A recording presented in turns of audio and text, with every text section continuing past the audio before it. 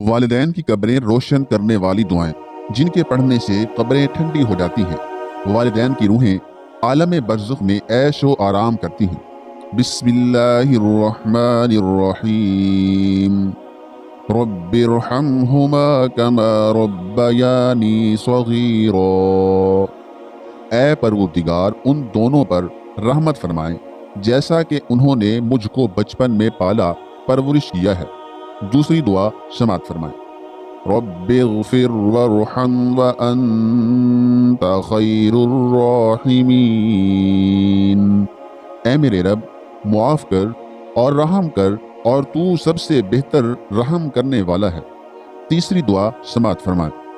رب اجعلنی مقیم الصلاة ومن ذریتی ربنا وتقبل دعاء۔